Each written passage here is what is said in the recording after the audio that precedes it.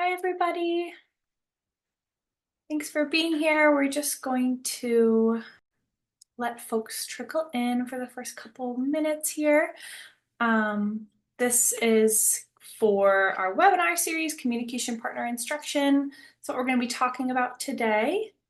So we'll just give folks another minute or two to jump on in, get yourself comfortable. Maybe you've got some lunch with you today. That sounds kind of nice. If you need captions, you can turn those on to start, and we'll get started in about a minute.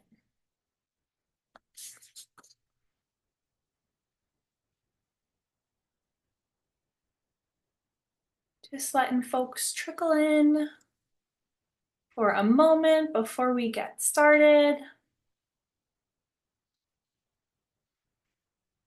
Thanks for being here. This is our second to last webinar in our May webinar series. Hopefully you've been joining us for the entire month of May. Next week we'll talk about apps, but today we're going to talk about communication partner instruction. So let's jump into it. So just a few logistic details to note. Live transcription captioning is available. If you need that, you can turn that on right in your Zoom controls.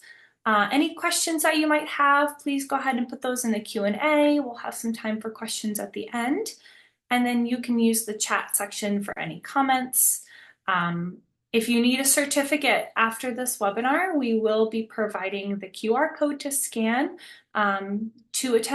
To receive a certificate, we just need you to fill out that survey, and you must attend the entire webinar. So we will be verifying your attendance with the Zoom record, just to keep in mind that we are checking to make sure people are staying on for most of the webinar. I'm trying to keep this under an hour. I'm a fast talker, so we're in a good space.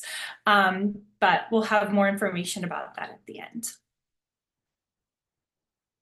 So learning objectives, by the end of this session, we're going to talk about some barriers that exist for communication partners when they're supporting AAC users. Hopefully you'll be able to identify some strategies to empower and support AAC users in the home and community settings. And we're also hoping that you're going to be able to list some resources to support communication partners in learning about AAC. So just some disclaimers to start. I like to note that I'm speaking from the perspective of a speech language pathologist working with adults in the state of Pennsylvania. I have a very limited scope in this field of that speech language pathologist lens, but it's important to also consider AAC users and listening and speaking to AAC users and their experience when we're talking about communication partner instruction and all things related to AAC.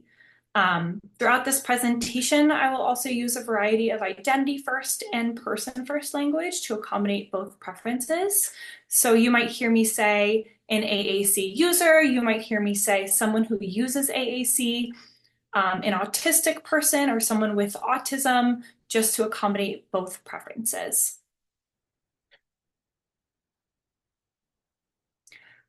So we have a lot of acronyms today. These are a lot of long phrases that I'll reference frequently throughout the presentation. So just to consider when we're talking about augmentative and alternative communication, AAC, we're also talking about people using SGD, speech generating devices, as well as low-tech visual supports or manual signs.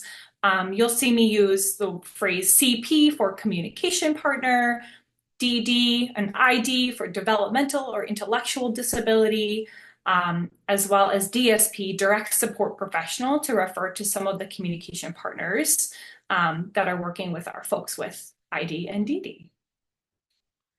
So let's talk a little bit about some greater expectations. So there has been a recent shift in societal lens of disability, policy, legislation, and culture. And that's kind of changed the services and supports that we're providing our adults with ID or DD. We're seeing our folks are integrated and participating in the community at higher rates than before. Maybe they have supported employment or they're getting out in the community more frequently than in years past. So we can expect that these greater expectations for folks to participate might lead to a greater demand for access to AAC. If somebody is using their verbal speech, that might not always be an effective tool as they're going out in the community and participating in different ways. They might be facilitated by using AAC in those situations. So just something to consider, that we're not always assuming that because somebody is using verbal speech all the time, that that's going to meet their needs as the needs for participation increase and those integration rates, they're being more integrated into different activities. So these teams that are focused on participation, having people participate, they have vocational goals, social gatherings, relationships, we're expecting to see more AAC use.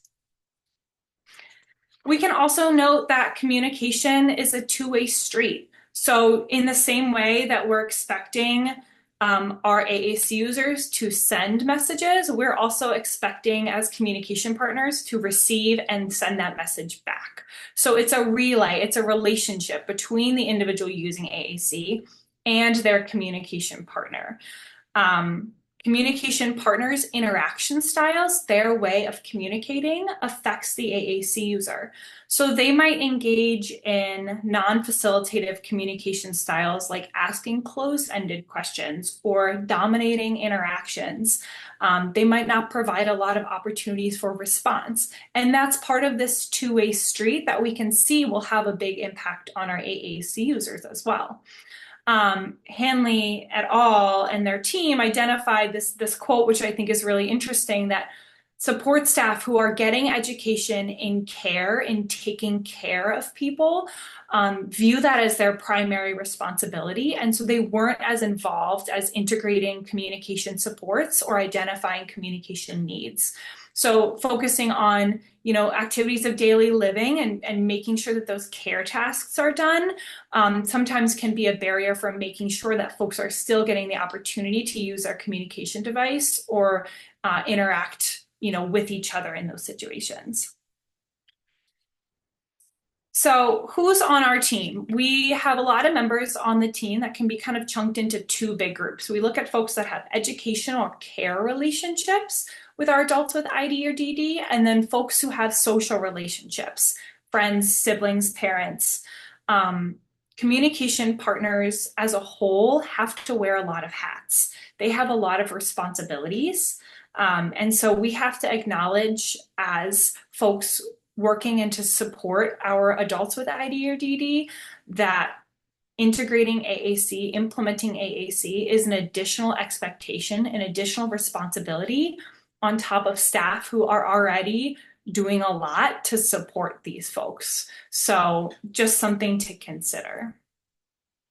So Danker and his team did a systematic review of 14 articles looking at adults with intellectual and developmental disability and what AAC they were using. And they identified the three most common AAC systems. The first one was PECS. So as you know, PECS, Picture Exchange Communication System, stands for a really formal protocol. It's not clear to me whether the folks who say that they're using PECS are using this formal protocol, or if they're more referring to some sort of symbol exchange or a low-text system. It's possible it might be both. So just, that was kind of their low-tech support. We see iPads with communication apps and then manual signs as well. And then the most common communication functions, choice making and requesting. So that's kind of what we saw when we looked at the research of what's actually being used with this population. Which kind of brings me to my next point, which is that one size doesn't fit all. So even if someone is using an iPad with communication apps, it doesn't mean that they can't also have low-tech supports or can't also use signs or gestures to communicate. High-tech systems are going to need more support. And so it might be helpful for folks to have a multiplicity of ways to communicate in different contexts, especially considering community involvement or participation in outside activities. So we want to consider the context, the relationship to the communication partner, the demands of the communication situation as to determine what what mode of communication might be most efficient for somebody at that time.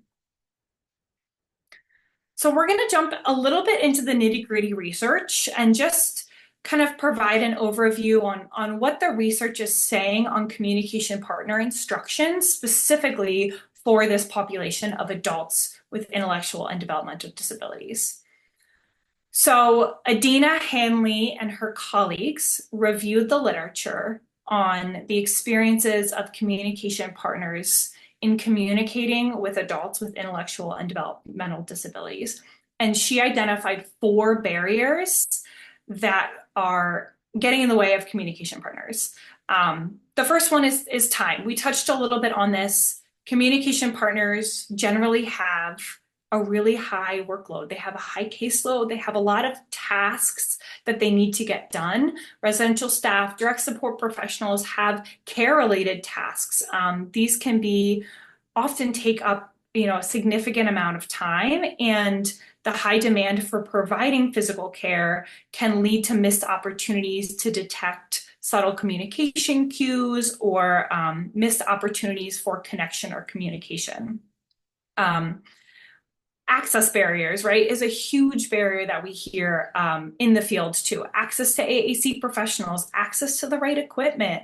How do I find an SLP to work with somebody who's an adult in this age range? How do I get access to the technology to even try or see what's out there?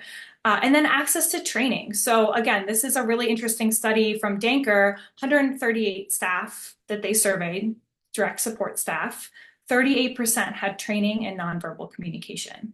And only 40% of those folks could describe the form of communication of the adults that they were working with, right? So there's a really big gap in understanding and being trained on what AAC is and how it works. Danker et al. Also identified that 75% of those staff in that survey said that AAC devices were not always available to be used. So if the AAC device is not available, it's not being used. Again, do we have another system that person can use? That's a whole other conversation, but communication style barriers is another huge barrier for our communication partners. So communication partners might interact in ways that really aren't advantageous for folks who are using AAC. They might be, exhibiting dominating communication styles, like asking closed-ended questions, interrupting folks, or not giving enough time or opportunities for people to start conversations or interact with each other. There's some misconceptions that communication partner, the style of their communication doesn't impact AAC users, but we know that it does, right? The way that I talk to you is going to affect how you perceive and how you're able to respond to me. And it's the same thing when we're thinking about our AAC users. An interesting statistic that came out of this study is that less than 50% of staff that were surveyed believed that changing their own communication method, changing their own communication style would improve the communication of the adult with ID or DD that they were working with, right? Less than 50% of people believe that the way that if they changed the way that they talked, it would impact others. Again, we know that that's not true. And then attitude barriers, right? Folks might have low expectations about an individual's abilities or performance. One survey of staff found that about 25% of staff expected adults with ID to communicate. 25% expected folks to communicate back with them. Again, it's this inherent attitudinal barrier of, I don't expect communication, so I'm not going to ask for it. So Hanley and her team did a meta-analysis. They looked at 8 studies that they looked at communication partners' experience in communicating with adults with ID or DD using AAC, and they identified 4 themes of their experience. The first one is knowledge. So knowledge of AAC. When people are being trained by SLPs or going to an official training program, they're more successful, right? It's more successful at increasing knowledge. So that kind of makes sense, right? Having a specialist, so to say, train makes sense. And then we know that their knowledge of the equipment communication partners understanding what touch chat is on an iPad could enhance or hinder the AAC user in utilization if they're not getting that training. Attitudes about AAC. So again, knowledge, this is kind of an interesting double-edged sword where we feel like support staff, when they know somebody really well, they might go ahead and just interpret that intended message or make assumptions about what they think that person is trying to say. We also see the flip side of the coin, which is knowing somebody really well can also facilitate communication. Like, well, let's give him a chance because I know him really well. I want him to give him a chance to make a choice or request something in this moment. So it can kind of go both sides, but knowing the individual is an important theme and factor. And one of the most important themes I think, Hanley and her colleagues found was this kind of shared commitment to communication partnership. So it's really fundamental for AACUs to have the team buy in and have the shared goal of our individual communicating independently in their environment. So, attitudes and buy-in from staff really is going to impact our ability to create this shared partnership. Staff need to share commitment that that communication is important and it's valuable. And we know that, Hanley talked a little bit about how SLPs are not consulting necessarily with caregivers as often as expected. And if they're not consulting with caregivers and choosing interventions, how are we creating shared partnership? How are we creating community around goals? Suitability of AAC. So the AAC really needs to match the individual's needs and abilities, right? That's kind of the first step, is making sure that the AAC is a good fit for our adult with ID or DD. But then we also need to think about the team's comfort levels and perceptions of equipment. If I'm working with a team who are Android users themselves, and I think that an iPad with an app is going to be a good fit, I have to acknowledge that, okay, this team doesn't have a lot of experience using iOS platforms. Not to say that we can't get there, but it's going to be something to consider if we want to really work as a team, that we have to consider their perceptions. So, AAC can promote acceptance. iPads, for example, are less stigmatized than, and a little bit more well-known than getting a dedicated, communication device that's bulky and different from a team perspective than the iPad. There needs to be constant conversations and decisions about the team members' roles and the responsibilities and AAC training, knowledge, and use. We see that unclear roles and responsibilities can lead to mismatches in, forming goals and being comfortable with the level of AACU. So really trying to get everybody on the same page. So Jennifer Kent-Walsh and David McNaughton have done a lot of research in the field of communication partner instruction.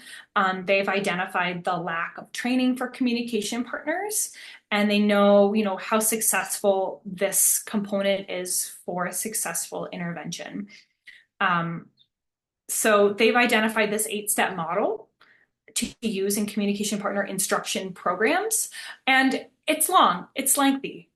We just talked a lot about the barriers for our communication partners, right? The workload, limited time and access to AAC professionals, the model of services that are being received. Is this really realistic?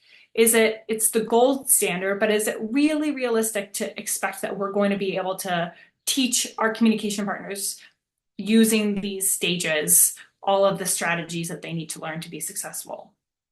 Probably not. So let's break it down a little bit more. Let's talk about how we can kind of make this a little bit more manageable for our teams. So also in their research, this is still Kent-Walsh and McNaughton, they identified 4 skill areas that were important to teach communication partners. And we're going to go through each one of these. So the very first thing we need to teach communication partners is operational skills. We need to teach how to turn the device on, how to edit the buttons, how to make sure you get to the right app on the device, right? Because if we don't know how to use the AAC, if we don't know how to operate it, we're not going to bring it out. And we're not going to, encourage other people to use it. So this might be, we might find that there's less barriers from an operational perspective for low-tech supports. So, we might want to review, like, if you have a communication binder, how are the pictures organized in the binder? What are the pages? How are the pages laid out? You can still review those operational skills. It just might be less of a barrier than going through device programming and operation and all that kind of stuff. YouTube is a great resource for these kind of simple operational skills. Almost every AAC app has, tons of videos on editing buttons, a walkthrough of the app. You can even contact your local device representative and see if they can do a little demo for you on these operational skills. This is kind of your jumping off spot, your first place to start. So once we've taught our communication partners operational skills, they know how to use the device, we need to teach positioning and setup.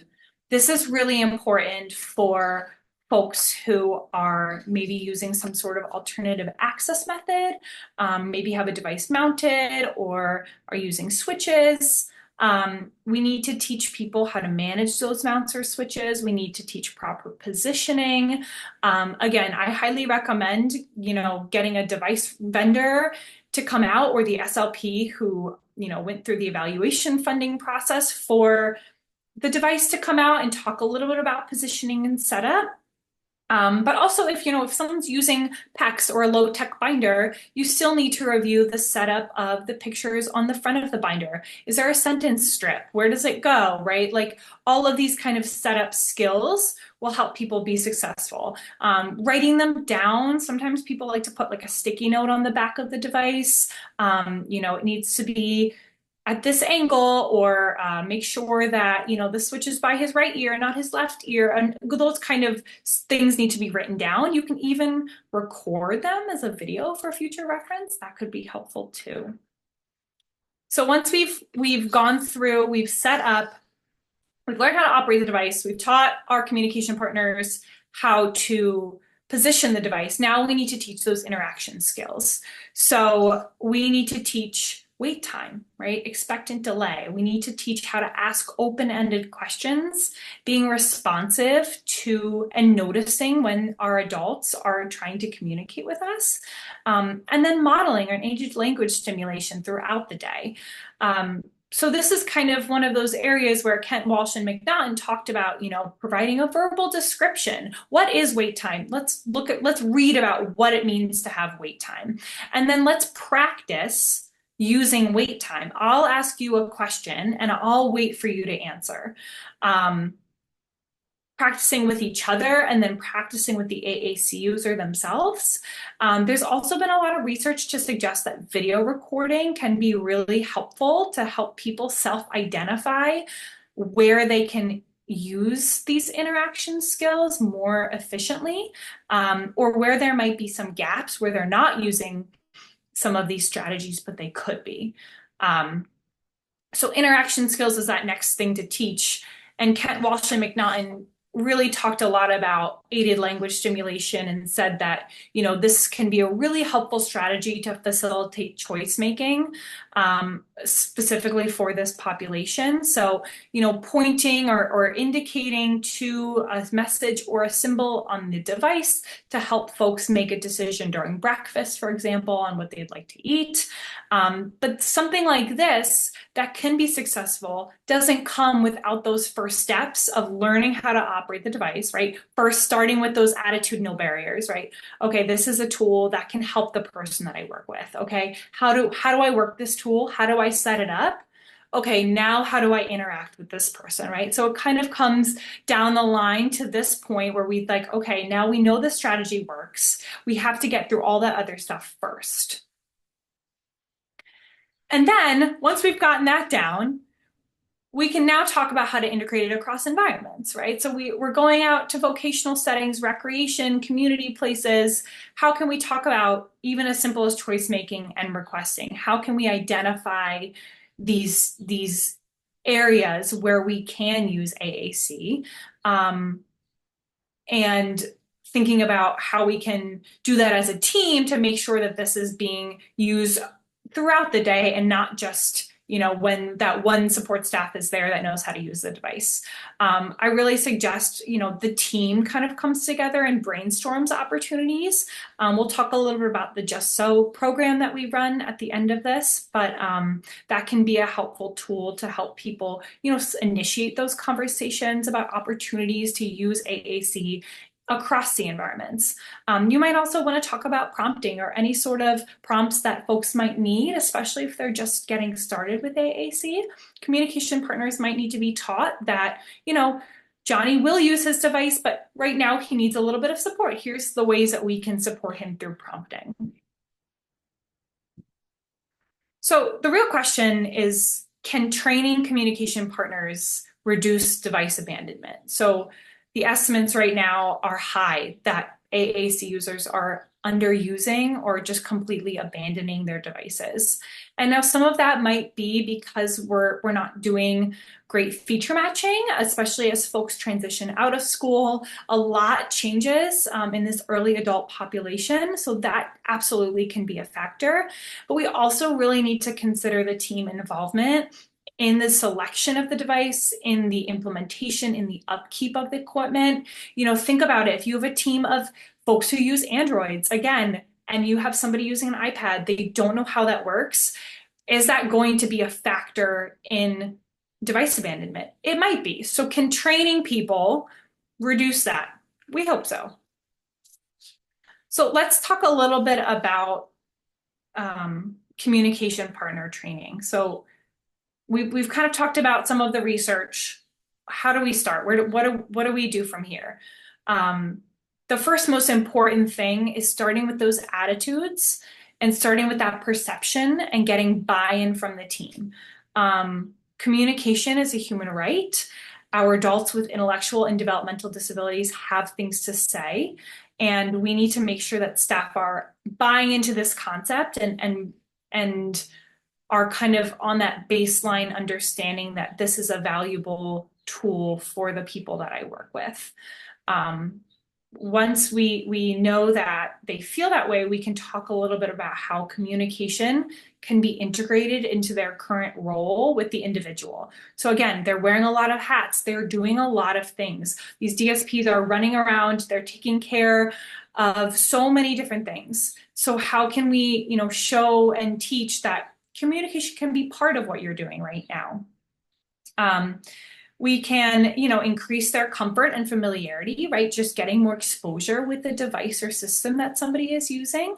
Again, maybe coming to a training, maybe doing a training with a device vendor, or even just taking all demands out of it and saying, sit down with Johnny's iPad and just play, right? Learn what it does, learn what the buttons say, learn what's on there, just getting more comfortable and more familiar. And then we'll go ahead and teach those strategies. Okay, now that you're comfortable and familiar, let's talk about how to use it. Let's talk about when we should use it. Create meaningful, small, achievable implementation goals. It can be incredibly overwhelming for staff to see this device with thousands of words and say, I don't even know where to begin with this. So we can start by suggesting one or two opportunities, by as a team talking about some opportunities for choice making that already exist, and we can just bring the device out. Maybe it's just once a day for now. Maybe it's a couple times a week. We bring it out with intention to work on it. Small, meaningful, achievable goals. So Danley and her colleagues kind of identified the four necessities for teaching successful strategies for our communication partners. They need to be flexible. The strategies need to be uncomplicated, easy to implement, and most importantly, delivered in multiple formats. So I will never learn something. If I wanted to learn how to unclog my shower drain, I could read about that. But that's not going to be enough to really teach me the strategy of unclogging my shower drain. I might also need to watch a video. I might also need to look at pictures. So delivering this strategies in multiple different formats, talking about reading about wait time, what is wait time, watching a video, practicing it together, right? Like that's really the crux of this is multiple modalities, role play, practice opportunities will help you be successful in teaching folks the strategies that they need to communicate with AAC users. So Vandermeer also looked at a number of studies on training methodologies. And okay, we know that staff are really busy. Training can be, time and resources can be really limited. And the good news and the bad news is that there's no right answer on the amount of training that communication partners need to feel comfortable with AAC.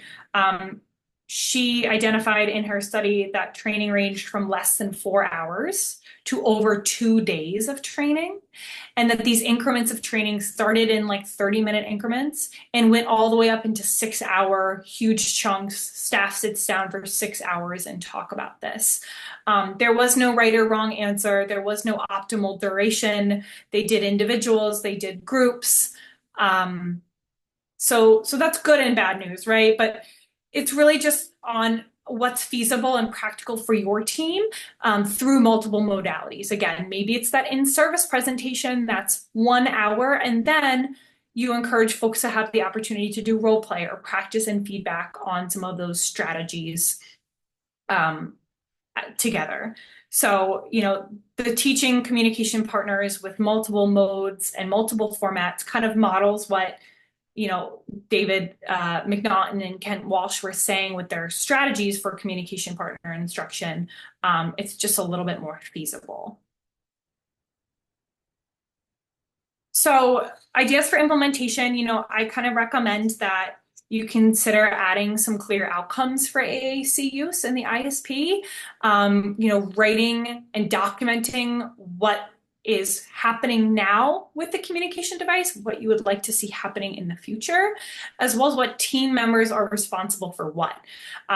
It can be easy if there's no clear roles or responsibilities for things to kind of get schlepped to the wayside. And it's helpful to identify a point person to train new staff or answer questions that come up. And the whole team can be aware, like, okay, this staff person is responsible for programming things on the device. I know that if I need something programmed, I'll go to that staff person. Again, it really is all about the team and the team dynamics as to what's going to be the most effective, but that can be a good strategy. You're going to be training on creating communication opportunities, right? Like, we just got this device. How do I use it? When do I work on requesting or choice making? And then also increasing positive communication interactions. We'll talk about this again in a little bit, but video recording, again, has been shown to be pretty successful in helping people identify, wow, there was there was an opportunity. He was trying to tell me something there, and I, as a communication partner, didn't quite understand it or didn't see that opportunity come up. So working on increasing positive communication interactions and even developing communication plans. Maybe you're implementing plans or talking about how to get this documented in the ISP. So direct support professionals are a huge part of our teams. And we have found, Danker and our colleagues found, support staff are more likely to use and train others to use the device if they themselves were aware of the advantages of using the equipment and perceived it positively.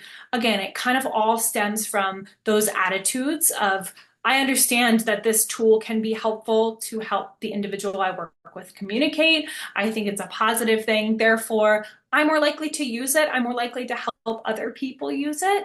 And consulting with DSPs can be really crucial for, increasing commitment, talking about that shared partnership, making sure that the whole team feels that they've had input in the device and have, buy-in to help support that person. It's crucial that everybody on the team believes that folks with severe intellectual disability have the right to be heard and that they can be supported to communicate, and letting all the team members give their input and their feedback and having that be a valuable part of decision making is a way to make sure that that person ultimately, the person using AAC ultimately is going to be more supported. So we talked a little bit about this, but just making sure that the team is recording relevant AAC information.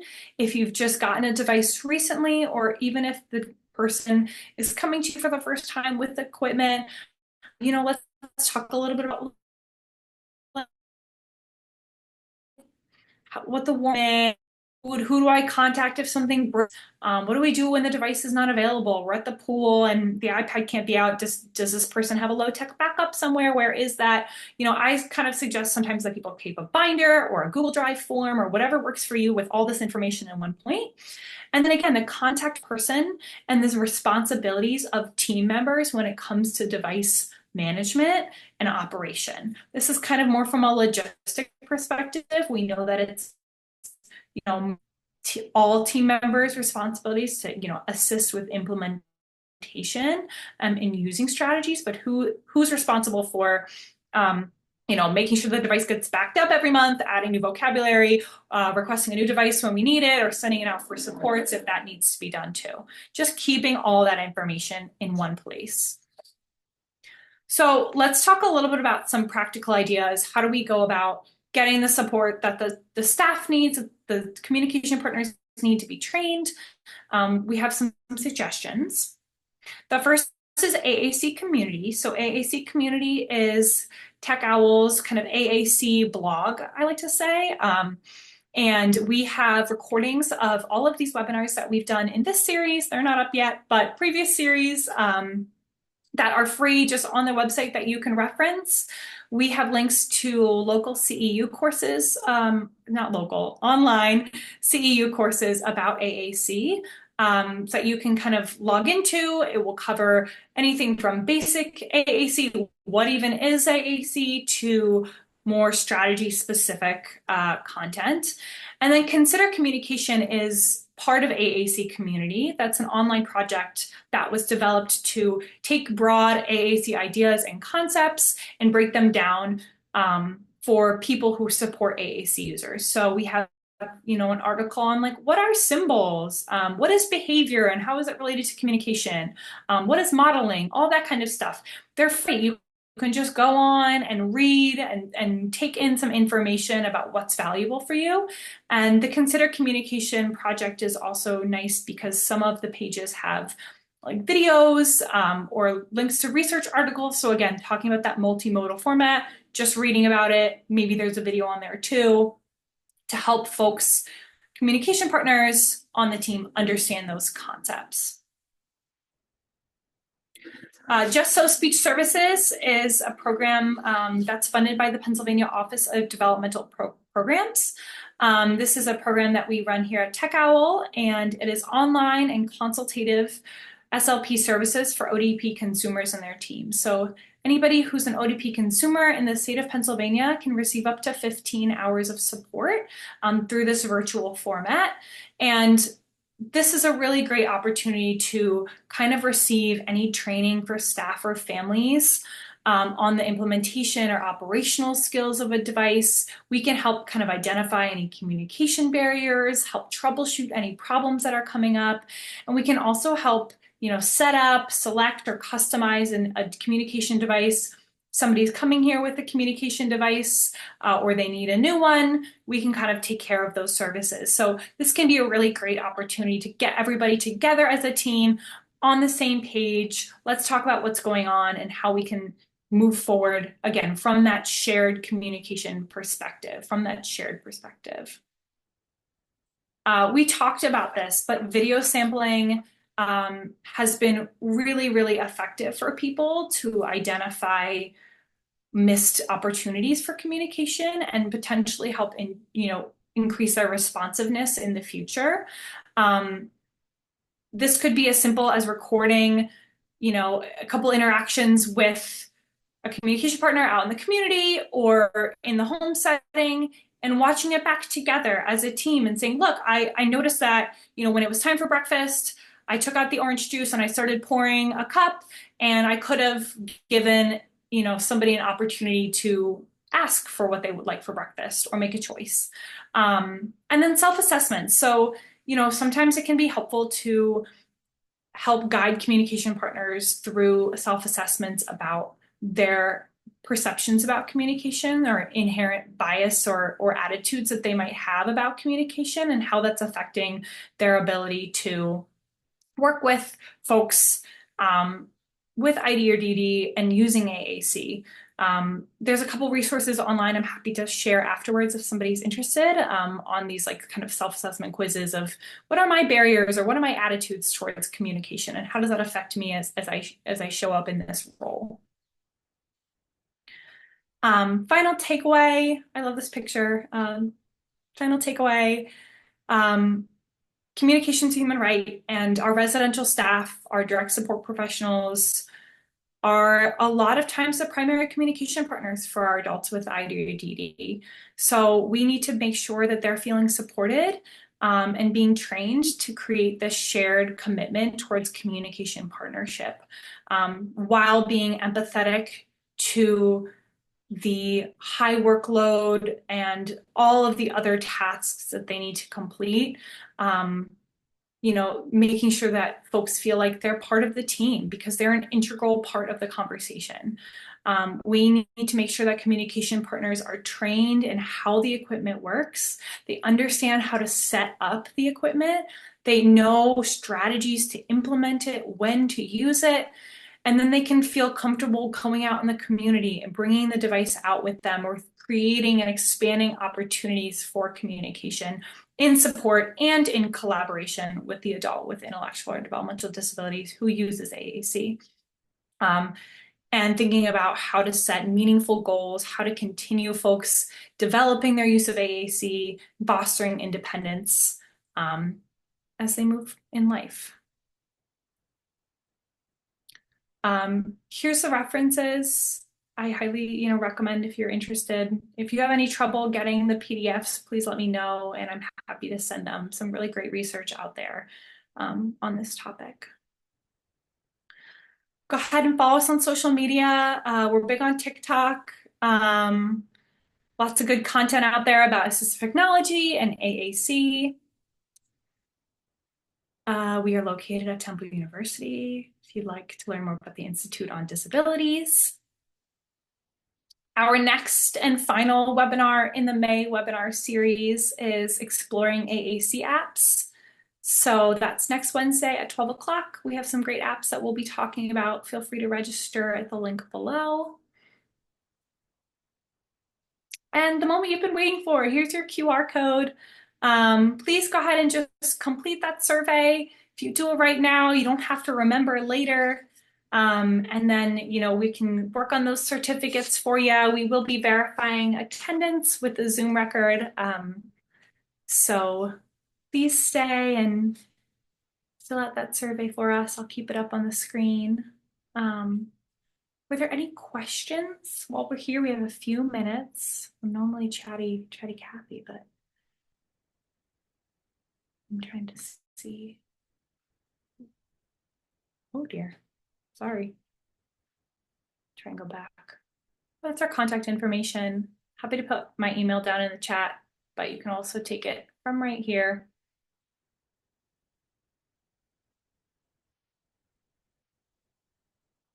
See if I can go back. Maybe not.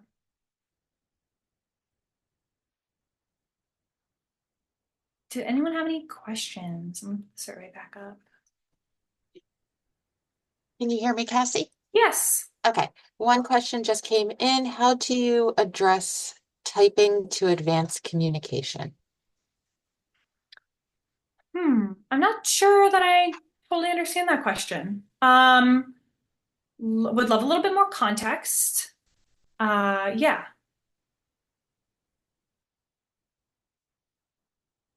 If you want to email me your question, you also can do that. Sorry, I can't quite figure this out.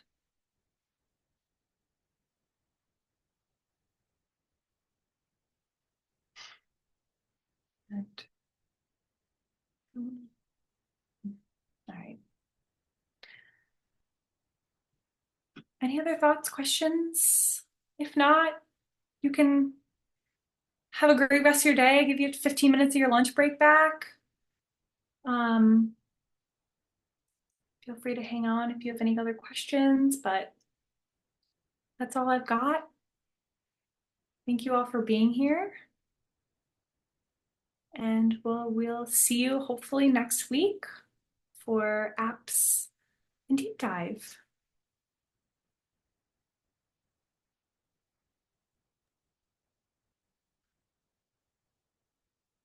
So the individual clarified